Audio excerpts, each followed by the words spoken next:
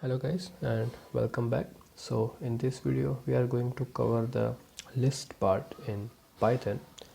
In the previous section we have covered the strings part, so if you have not watched that video then I will provide a link down in the description. You go and check out that video first. Okay, so a list in Python is similar to a normal array. If you are familiar with other programming languages, you must be knowing what an array is. So the only difference between an array and a list is an array contains objects of similar data type, whereas in list you can have objects of multiple data type. So let us begin by creating a simple list. I am going to name it as cities, and let me fill in any random city's name.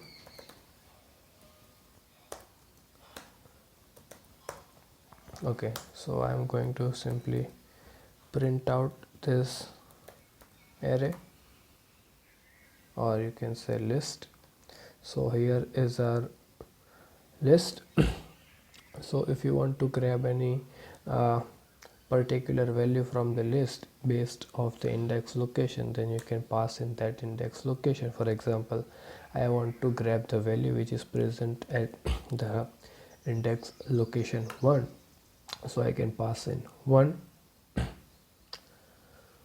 And okay, so you can see here that I have the value with corresponding to the index location 1, which in our case is Surat. Also you can do something like dot title to make your output look more fancy. Also you can use dot upper, dot lower as per your requirement. The next thing which we can do in our list uh, is the slicing of the list. Or first of all, let us see the negative indexing. Oftentimes you have been asked to print out the last value in the list. We can do that simply if we know the length of the list, but if we don't know the length of the list, then we can do is negative indexing.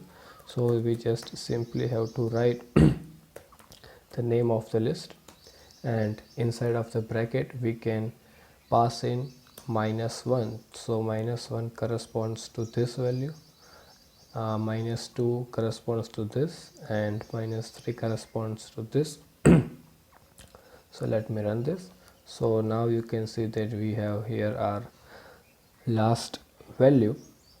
So this is a very handy method to print out the last value. This is called negative indexing. Now let us talk about the slicing. You must have seen the slicing in the strings part, so I'm not going into that much detail, but we are going to cover only the basics of slicing in a list. But first of all, let me add some more values. So for adding values into the list, we have two methods. The first one is the dot insert method, and the second is dot append. You all know that appending means adding a value at the last of the list. So I can just pass in the name of the list dot append, and append takes in the value which we want to pass. So let me just write in here a random city name, and let me just print the list.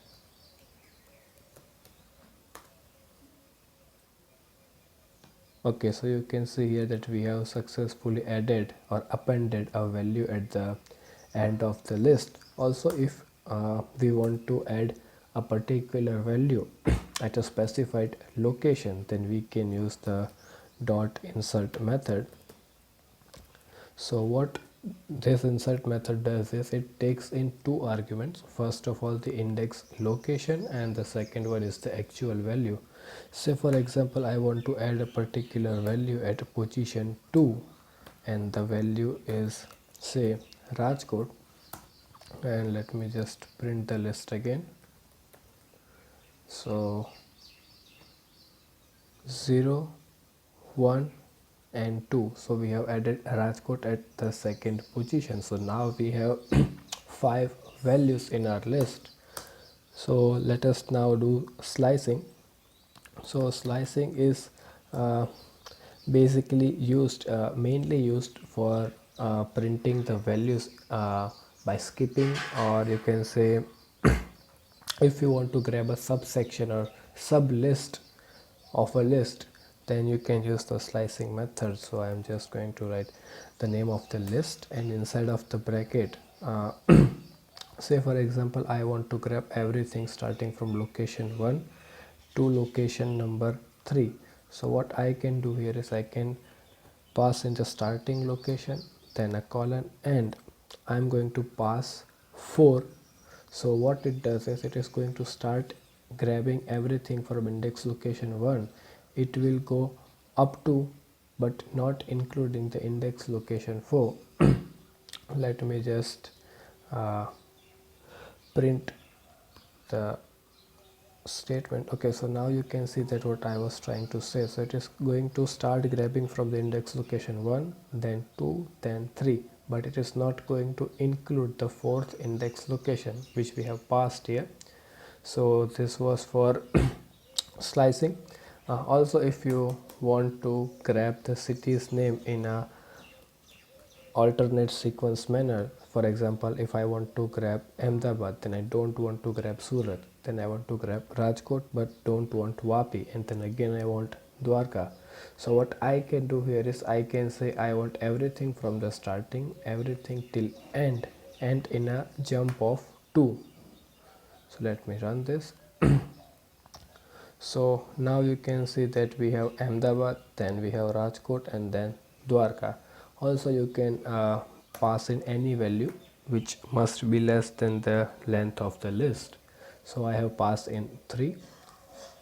So what it is going to do is it is first of all going to grab the value at first position, then it is going to skip 2 values, and then it is going to print the third value corresponding to the list. So this is how we can print the values. Also if we want to print the reverse list, so we can just simply pass in here -1. So that is going to simply reverse the list. Most often we have been asked in the interviews to reverse a list, so we can do simply like this slicing method, but remember that this method doesn't changes the entire list. It means it is not an in place operation, it is just printing a copy of the reversed list. So if I just print the original list here, it is not reversed, it is as it is, but we have just printed a reverse copy of the list here. If you want to reverse the list, then you can just simply pass in dot you can just simply use the dot reverse method, and now okay, so it is in place. So we have just reversed the list, and now let me print the list. So you can see that now our list has been reversed. So this way you can reverse the entire list. Okay, the next thing is, let's see what we can do with the list. So we can now remove an item from the list. So for removing an item from the list, we have two methods. First is the dot remove method, and the second is the dot pop method. If you have a basic knowledge about the data structures, then you must be knowing what a pop method is. If you don't, then let me tell you, the pop method is used to delete or remove the last element from the list or stack, whatever you call it. So let me say popped. I'm going to store the popped value inside of a variable called popped. Then I'm going to pass in the name of the list, and I'm going to call the dot pop method. Let me print the popped value and the list again. Okay, so you can see that the popped value is Ahmedabad. It's because we have reversed our list in the previous line. So Ahmedabad is the last value and Dwarka is the first value. And you can see the actual list that Ahmedabad is being removed from the list. Also, if we want to remove a particular value from the list but we don't know the index location, but we know the actual value, then we can use the dot remove method. So you just have to pass in the name of the list dot remove, and inside of the remove you have to pass in the value. So let me just remove here, say Vapi, and let me print the list again.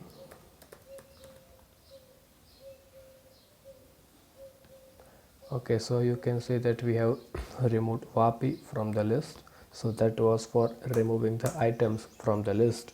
The next thing which we can do with the list is extending our list or concatenating or joining two lists. So let me have another list here, list 2. This is also going to be a list of cities. Let us add in the cities which we removed recently. So it was Ahmedabad,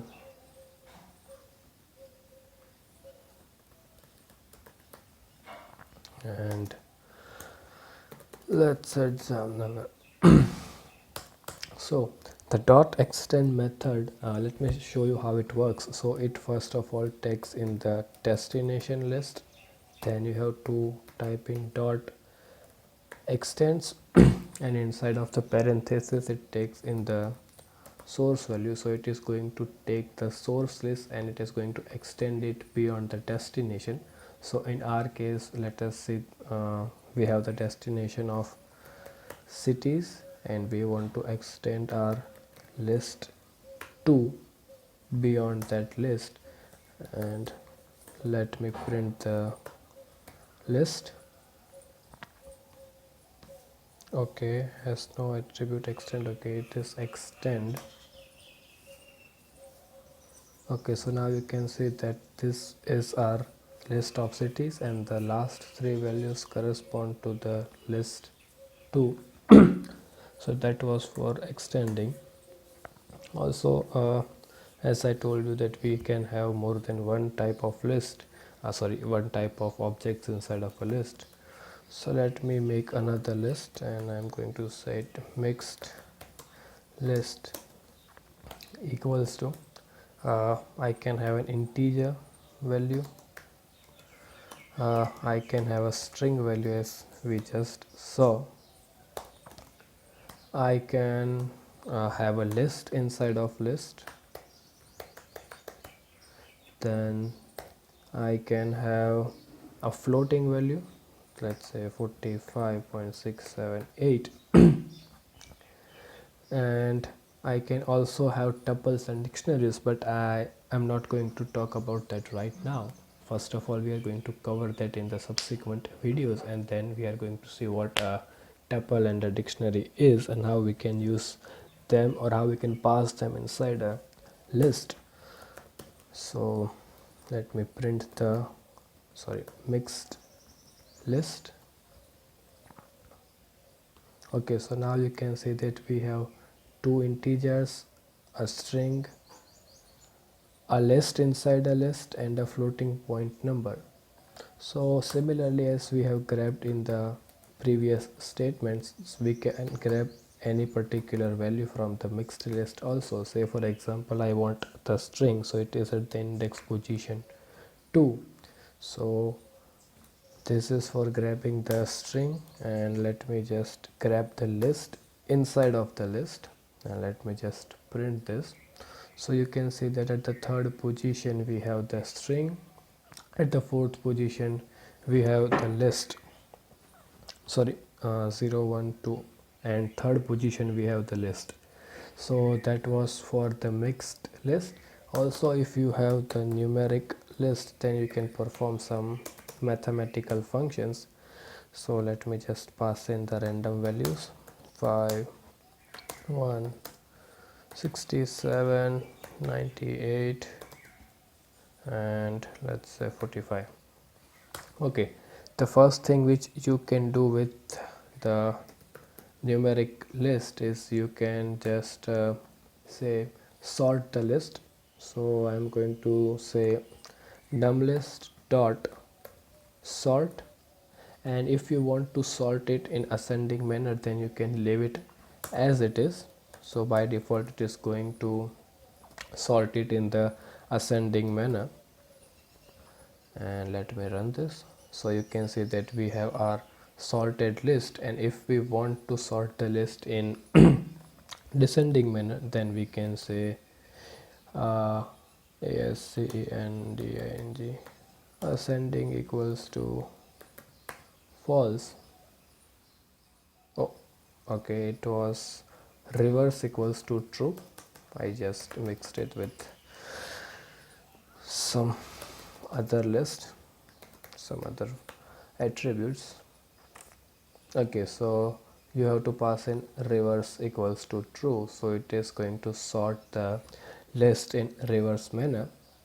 So this is the in place operation, and if you want to sort the list in not in place, but you want to print a copy of the sorted list, then what you can do here is you can just pass the list inside of the sorted function, and you can just print the list. So you can see that the original list is in descending sorted manner, and the sorted list we just sorted, it is a copy of the ascending sorted list. What else you can do with the numeric list? So you can find the mean value from the list, let's say num list, and let me just copy this line.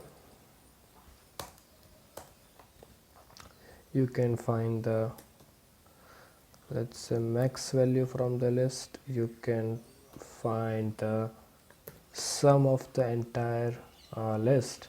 So in our case the minimum value is 1, maximum is 98, and the sum is 219. So that was all for the basics of list. uh, so that was all for this video. If you have not watched other playlist of our channel, then do watch that playlist also, and if you like the video, then don't forget to subscribe and share this video. Thank you, and see you in the next lecture.